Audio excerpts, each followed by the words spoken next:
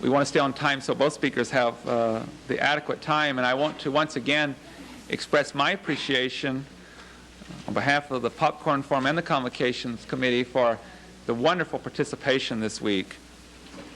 I would remind you that following the speech by the Congressman this morning at 10, at 11 o'clock, we will have our second keynote speaker, Dr. Richard McSorley from Georgetown University. That is to be followed at 1 this afternoon in this same room with a panel of 4 individuals, and I know will be very stimulating concerning both speakers this morning and reacting to that. And with that will be the conclusion of the symposium at North Idaho College for the 5 days. And it's certainly been a very packed schedule, and thank you for participating. It is my privilege this morning to introduce to you a member of the Board of Trustees at North Idaho College. This gentleman has been on the board a very short time, but prior to that, he spent many years just as a citizen who was interested in spending many hours at North Idaho College working with the students and the faculty, volunteering his time to do whatever was asked. He really loves North Idaho College, and his own children have gone here. A very dedicated member of our Board of Trustees. Let's give a warm welcome to Mr. Don Saucer.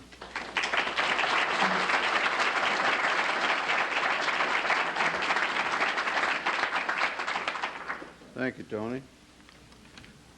Today's speaker is a native of Idaho, from Midvale, where he was raised on his grandfather's homesteaded ranch. He graduated from the University of Idaho with a BA in political science and agriculture and was president of the student body. He also did graduate work at George Washington University in the political and economic development of third world nations. His leadership in state and local party organizations resulted in his being elected to the first of 3 terms in the Idaho State Senate. In 1980, he was elected as representative to Congress from Idaho's 1st Congressional District. He is now serving on the Committee on Government Operations, the Subcommittee on Intergovernment Relations and Human Resources, the Subcommittee of the Environment, Energy, and Natural Resources. Being a member of the National Foundation for Defense Analysis certainly qualifies him to address his topic for this symposium, the title being The United States Congress and the Nuclear Arms Issue in 1983. It is my pleasure to present our Congressman, the Honorable Larry E. Craig.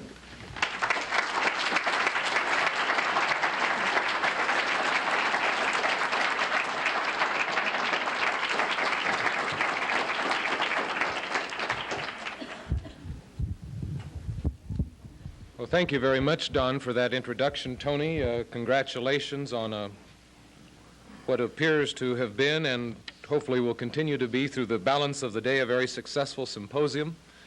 And I want to congratulate all of you for taking the interest to become involved in probably what remains one of the most critical issues of the day, if not the decade. And that is the whole question of nuclear arms, the nuclear arms race, and how we as a nation, as a member in world nations, are going to cope with this very real and prevalent problem. I entered Congress 3 years ago, and as a conservative, the normal mind conscience would tell you that that guy's got to be pro-nuclear. He's got to be pro-defense. He's got to align himself with everything that DOD wants and demands of the largesse of the Treasury of the United States. Well, I'm here to tell you that just isn't quite the case, ladies and gentlemen. When I went to Congress, I saw a real need to build a new body of information for our policymakers in Washington, and therefore worked with people like Gary Hart to form the Defense Reformation Caucus on Capitol Hill, because we felt it was necessary to have new input into the policies and the strategies and the ideas that formulate the defense policy for this country. And I've remained a very active participant in that.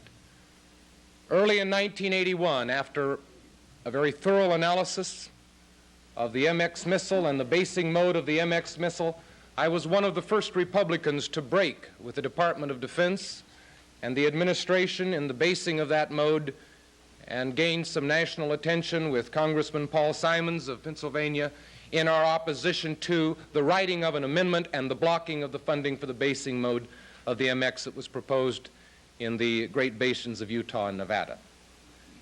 The reason I give you these credentials is because I think it is important that we simply do not react emotionally in an uninformed way as to the current issues that face our nation today.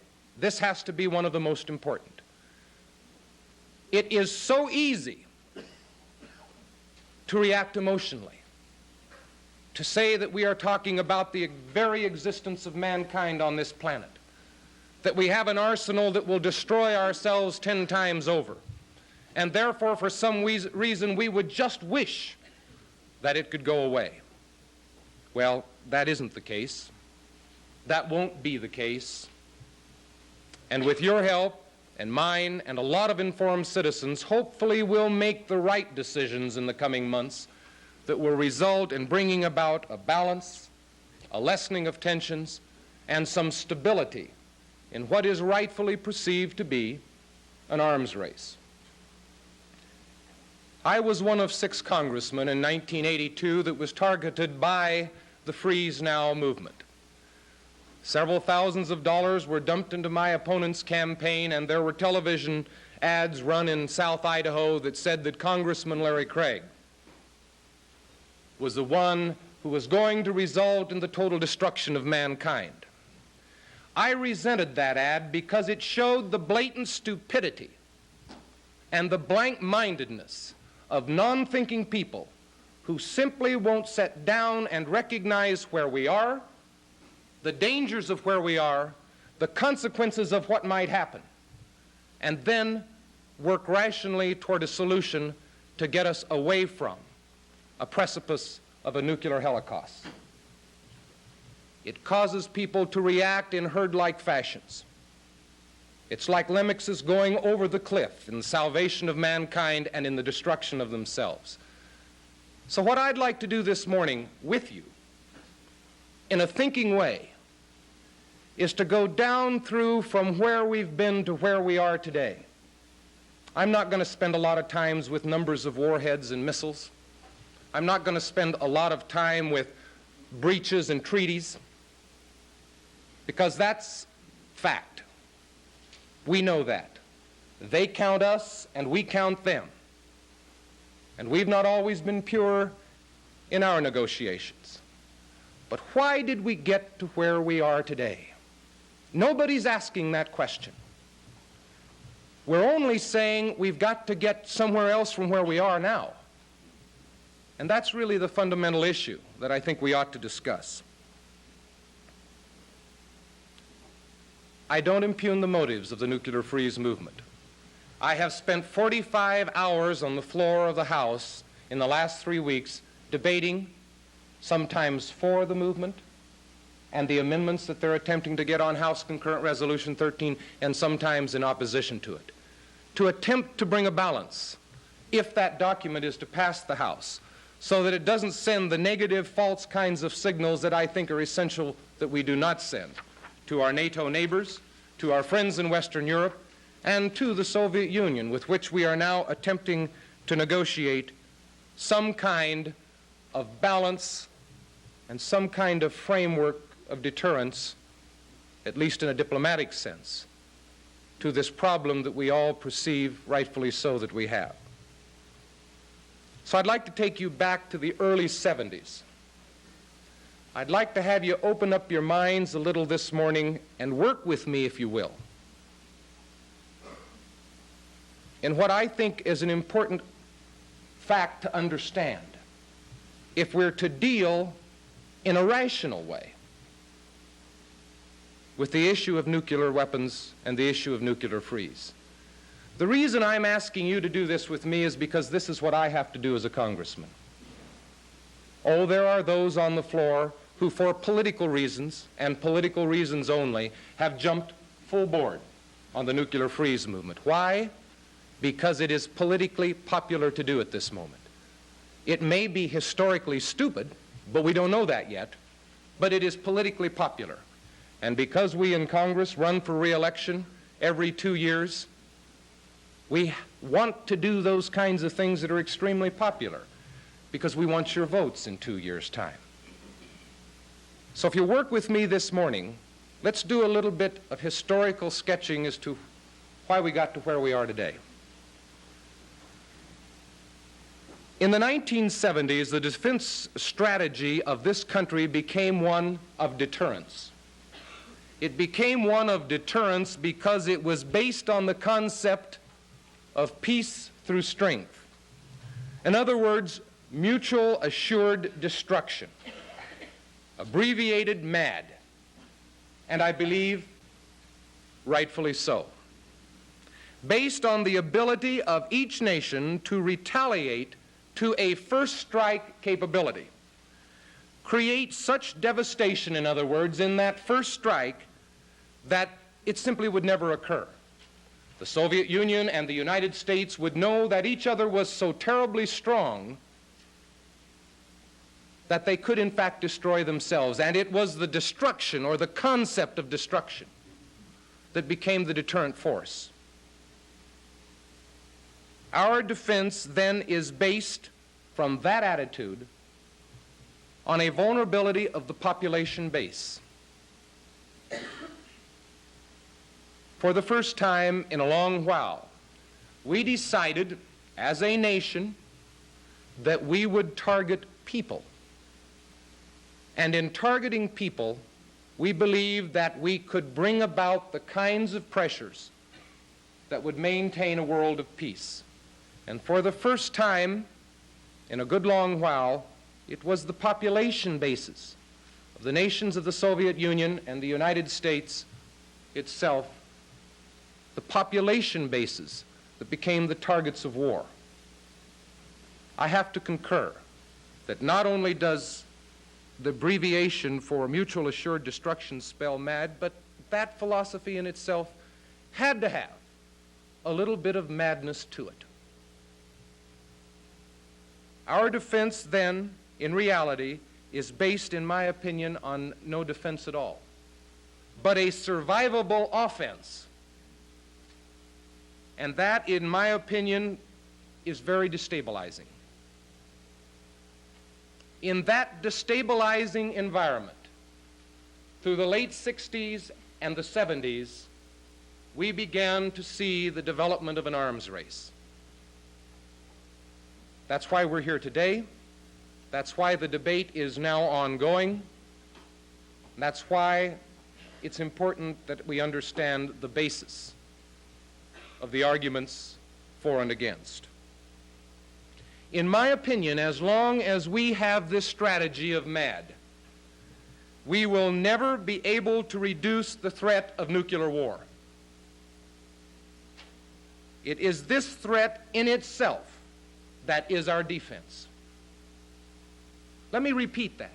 It is the threat of nuclear war itself that is our defense as a nation. It is that threat that is the preserver of peace.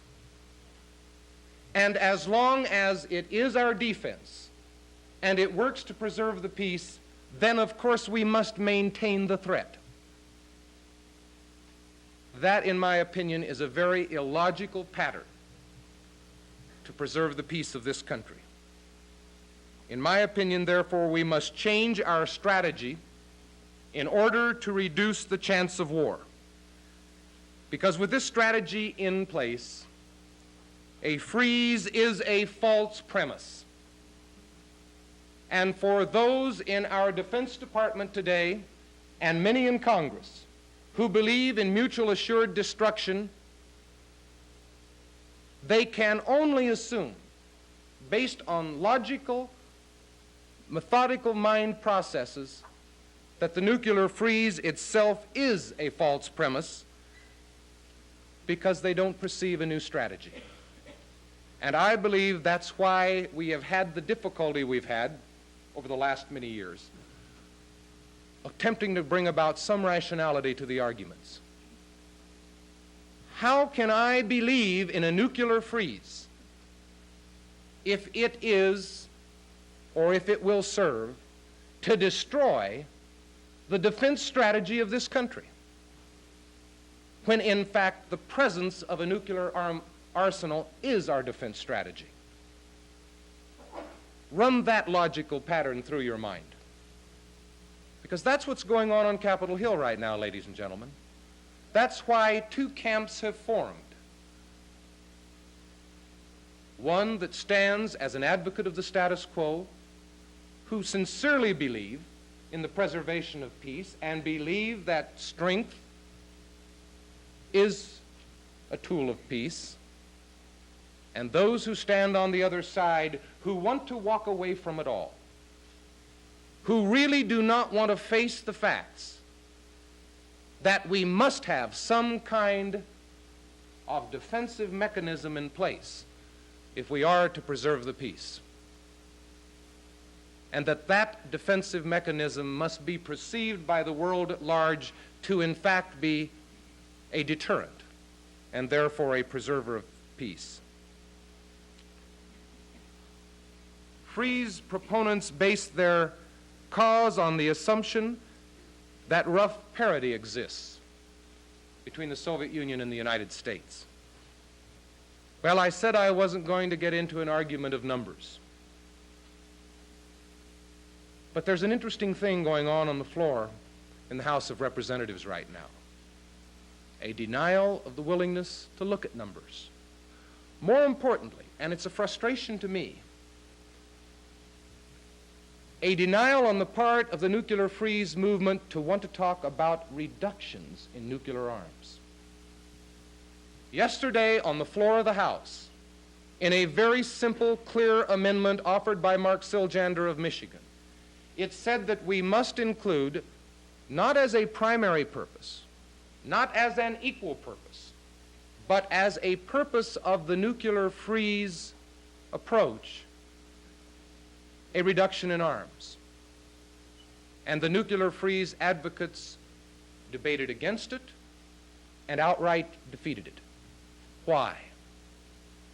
Why did it happen? Why is it not logical to talk about freeze in increased production and reduction in current arsenals at the same time? Sadly enough, ladies and gentlemen, the nuclear freeze movement, in my opinion, in the last 2 months, has become a political issue and not an issue that will bring about the kinds of new thinking processes that I'm attempting to engage you in this morning. My colleagues on the other side of the aisle in Washington, and that is in reference to my Democratic colleagues, had a caucus meeting.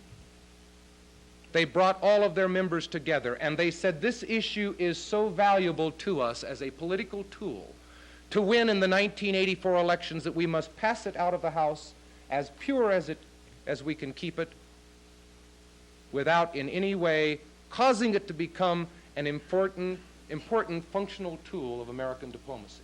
It has to be a political expression. That's the fallacy of what we do in Washington right now, ladies and gentlemen. It is an important fallacy. Because as I debated on the floor yesterday, and as my colleagues debated on the floor yesterday, representatives of the Soviet Union, their embassy was sitting in the gallery. They've been there throughout the debate. Why were they there? Because they believe it is a significant expression. They believe that with the action of or the expression of the House in a freeze-now approach, that they can, in fact, in a legitimate way, pack their bags and go home from Geneva and render the President in his effort, in which I believe is a sincere effort, with the start in the IMF talks, to bring about some kind of reduction in arsenals and some kind of freeze as it relates to current deployment of nuclear weapons. And that's the kind of problem we're involved in right now in Washington, trying to make it a rational tool of foreign policy, while at the same time trying to deal with it as a political expression for the purpose of dividing camps between those who are so emotionally tied to the issue versus those who are forced, like myself, to have to make what I hope will be rational decisions as to the future of this country from a standpoint of stability and peace. So it's not at all upsetting to me when I see the consistent series of treaty violations dating way back into the 40s by the Soviet Union.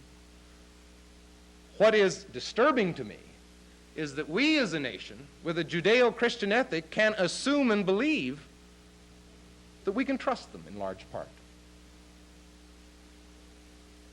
Because it is not within their psychic, if they view their country vulnerable, to honor any kind of international legal commitment that would render them equally vulnerable or more vulnerable. And their history bears it out. They simply will not do it. They believe they must be as strong or stronger than their adversaries in the protection of their homeland. Now, is that unusual? I don't think so. We believe we should be as strong or stronger than our adversaries in the protection of our homeland. And that in itself is the genesis of an arms race. I was able to get, cost $10,000 to do, from the Department of Defense. Is it factual? Yes, it is. It is very factual because after they got through doing it, we and several other staffs checked it out. As I am using it today here in Coeur d'Alene, Gary Hart is using it in Denver because he believes it's as valid as I believe it is. Let me show you what began to happen in the world of balance. This is 1960, ladies and gentlemen. This is the Soviet Union and the United States. That's basically pre-SALT I. What would you say by just glancing at it? Can you grab it? Can one of you pick it up on this end and I'll pick up the other end so the back room can see it? Just look at the balance of color, red versus blue. How many missiles or how many warheads? Well, in this case, we've only got one missile that's MIRV, this one right here. And it happens to be ours. The blue happens to be the United States. We can say that in the early 60s, there was relative parity in the deterrence between the Soviet Union and the United States. That's why we negotiated SALT I. Because we believed in good faith that there was parity, that it was important that we hold down. Do you know who has instigated every arms limitation negotiation in the history of this country, in the history of nuclear arms? The United States of America has. But for some reason, we're not getting credit today for being the force in the world that has brought about those kinds of negotiations. Okay, here we are, 1960 through 1970, the decade of the 60s. Relative balance. These are missiles, these are representatives of, here are your numbers over here. What I am saying is, as it relates to throw weight, as it relates to bomber forces, as it relates to submarine forces, there was relative parity. Now, those are as factual as we can get them. Not only is the freeze side using the arguments, using this chart, but the anti-freeze side is. Because it is a factual chart. Now let's look at the 70s through the 80s.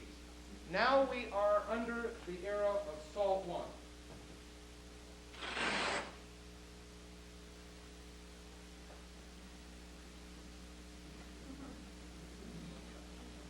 That's what happened, ladies and gentlemen. You may not want to believe it, but I am telling you it is a fact. It is a documented fact. Now, there are a lot of people who don't want to face the reality of this, who want to say that because all of this happened, and therefore that's justifiable. I am telling you that time after time after time, they violated the treaty. We knew it, But what can you do about it? Start a war? You don't want to start a war. Our government stands up and says the Soviet Union violated the treaty. We have proof of it. They say, no, we didn't, and that's the end of the issue. That's what went on for the decades, the 70s to the 80s, with SALT II. That's why we began to try to negotiate SALT II. SALT II was not a Soviet idea, it was an American idea originally. And the reason they were beginning to be willing to come to the table for SALT II was because they were beginning to perceive that their strength was greater. And if you read history, and I'm sure many of you do, you will find that the first to come to the table in any arms negotiations or treaties are those who perceive to be stronger versus those who were weak. Although we initiated, brought them to the table, an agreement for SALT II was finally ratified at the table. It was never ratified in the Senate. But what happened? What did we do from the decades on? We honored SALT I in real heart. We know of no violations within the letter of the treaty that we were engaged in based on international accepted definitions of the premises of the treaty. That's why this is blank down here.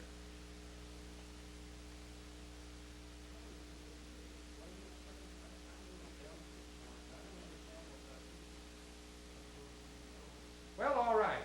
This shows you the SS-11, the new SS-11-2 and 3, the SS-6.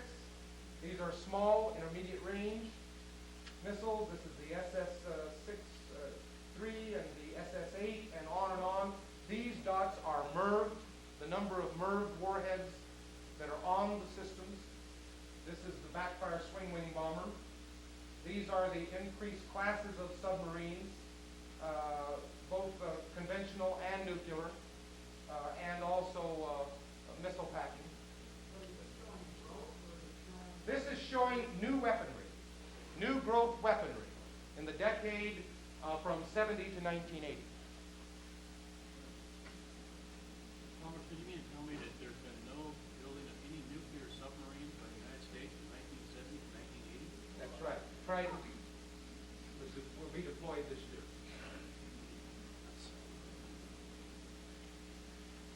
We have the Minuteman III deployment, which was then curtailed by President Carter. But that's where we are generally today. After SALT I, which was denied in the 95th Congress, here is what has been proposed on our side, and we believe, based on radar surveillance and on-the-ground surveillance by our intelligence system, we believe this is what is going on. We have here the development of cruise. This is the beginning of the Minuteman III deployment, 3 MIRVs. Again, a cruise approach. This would be the B-1B bomber. This would be the MX. This would be the small new missile that's being talked about. We believe this is what the Soviet Union is doing. We believe it is accurate because we find that these observations were accurate. Now remember, in a treaty commitment, this is what occurred. This is why today many of us on the floor of the Congress of the United States are extremely concerned for what might be a commitment without reciprocal action on the part of the Soviet Union. Because although SALT II was never formally ratified by this country, we have chosen in most ways not to violate it. And we know, of course, that the Soviet Union has gone on, and I can't argue that they're violating because it was never ratified.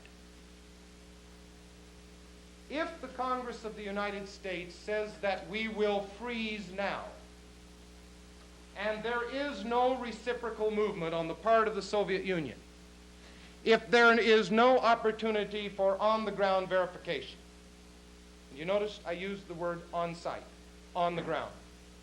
I'm not going to get involved in all of the technological arguments that we can see and we can't see and we will be able to and we won't be able to.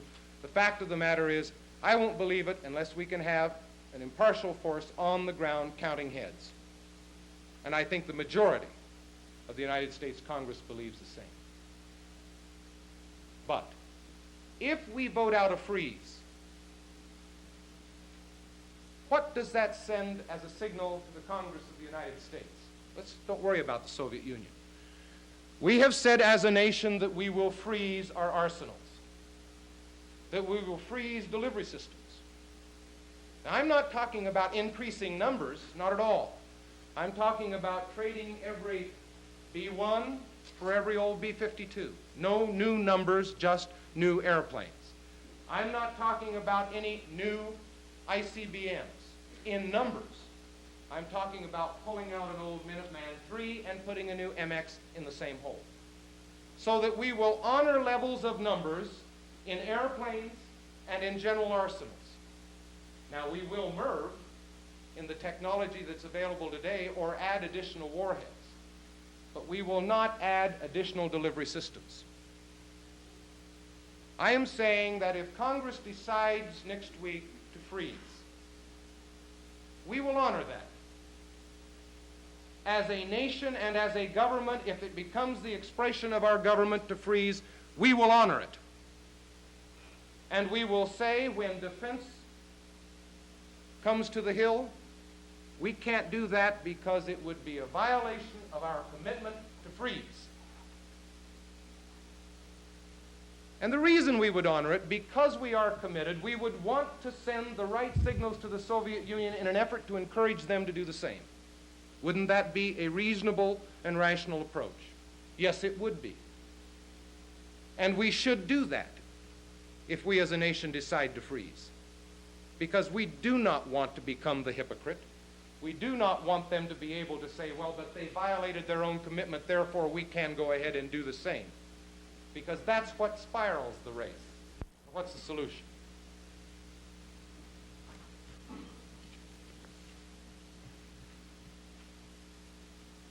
I'm not sure I have one, in all honesty.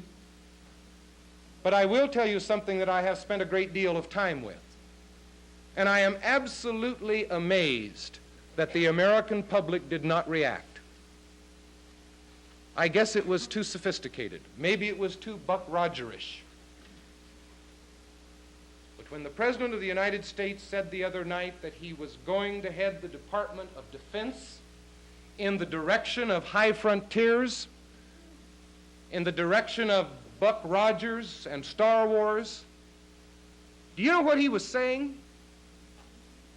He was saying that for the first time since 1960, we are going to move away from mutual assured destruction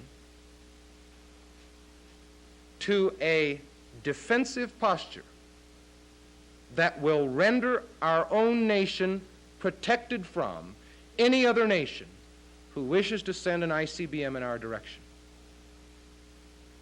He was saying, in essence, that with the Star Wars game, we can render nuclear war obsolete. And what happened? He got criticized. Even the peace movement didn't make a comment. And I will tell you that for the first time in 3 decades, that's the most peaceful expression that any president in the history of this United States has ever made.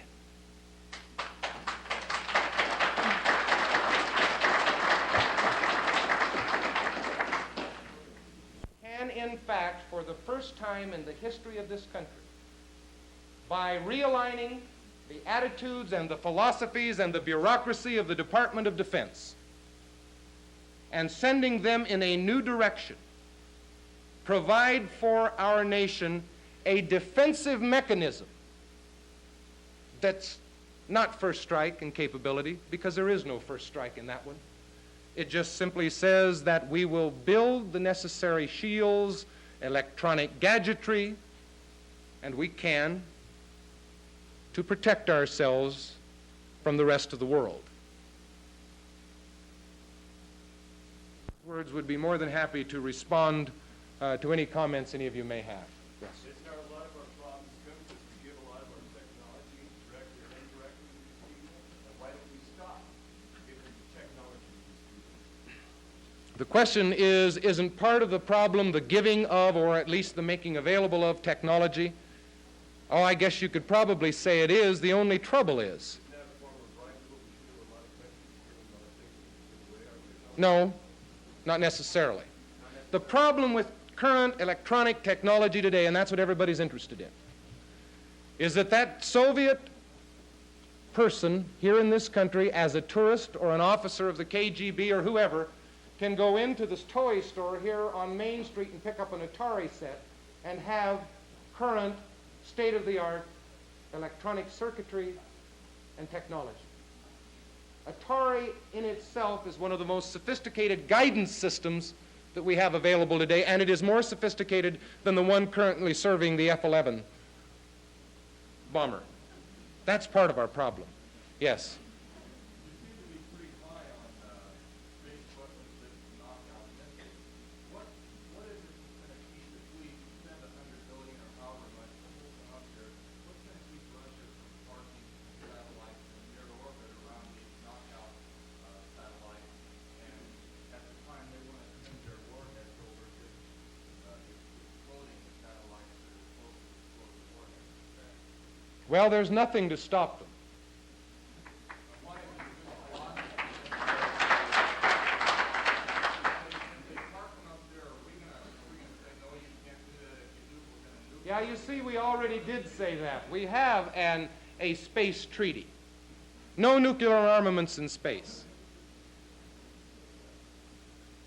All I have to do is tell you to look at the facts. No. What I am simply saying, and why I have concentrated as much as I have in this area of potential defense technology, is that I think it's high time we get away from nuclear. It will work. It will work. Because the space shuttle flies. That's why.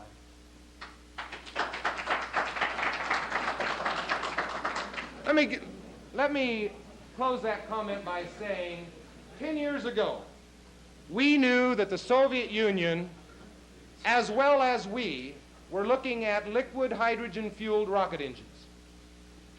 Because of their inability through technology, they chose not to go in that direction. We chose to go in that direction.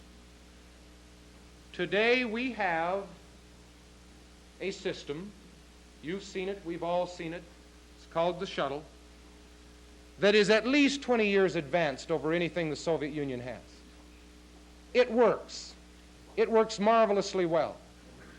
The space shuttle engine exerts more power at peak than all of Grand Coulee Dam.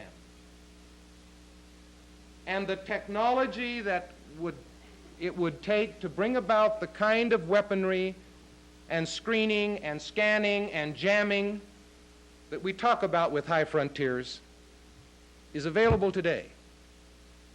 And it works because you turn on the television every night and you watch cable television that's beamed by satellite, and it's the most marvelous picture in the world. The only problem is we've never deployed it in defense. We've only deployed it in state-of-the-art consumer products. But in fact, you haven't mentioned a single piece of technology that can defend our defense since 1960. I have had the impression that was enough to blow up the Soviet Union 2 or 3 times. It I is. really don't care if some jerk wants to open up on my dead body with a submachine gun and chop it up. All of those red things is irrelevant to me. Oh, I agree with you. So what do we care? Why not just? What does it make? All I wanted to do in this chart is demonstrate to you what the SALT I Treaty meant. Not a damn thing. It meant something to us, but it meant nothing to them. I'm not going to argue warheads and numbers and kill 10 times over. We know that's a fact. And we know that nuclear war can, in fact, destroy mankind as we know it. That's why we're all here today. That is not the issue. The issue is, how do we get away from it? And are we going in the right direction? And is your premise accurate, or is it not? Or is mine, or is it not? That's really the debate. Yes, ma'am. It is bilateral. No, I don't have one with me, ma'am. It's about... Yes, it says basically freeze now with mutual verification. And it talks about not only deployment, but the manufacturing of all systems relating to the delivery of nuclear warfare or weaponry.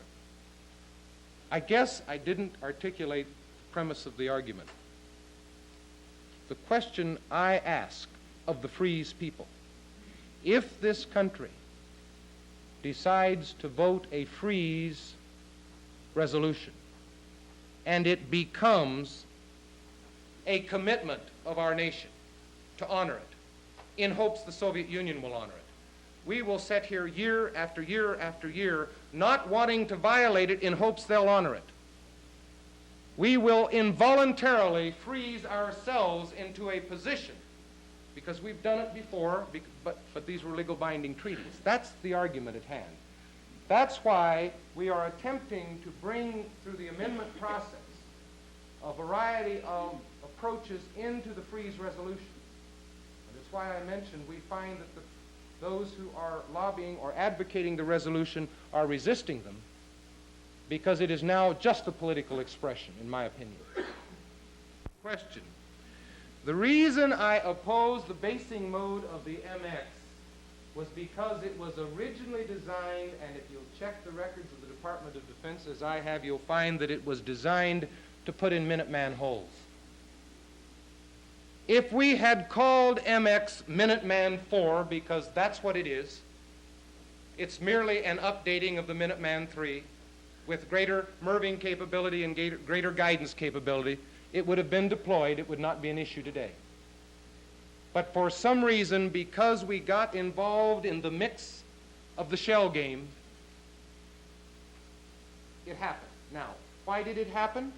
Because in 1971, we signed an ABM treaty that said, again, part of the concept of mutual assured destruction. We will not protect our ICBMs. We'll let you knock out as many of them as you can in first strike, and what's left over we'll send over to you. That was the philosophy. The Soviets placed ABMs. We know they have them. We have it fully documented, in direct violation of SALT I and the 71 ABM treaty. But we didn't. That's why the Department of Defense began to play the shell game idea and the dense pack idea and all of those things. But we will probably put it in the silos where it was originally designed to fit. What? Isn't that an old idea? What's new about that idea? Nothing's new about it. It just works. It just works. If you are consistent, as we currently are, as a nation, with the theory that I mentioned earlier. Sure. Thank you. Guess that's it. Thank you very much.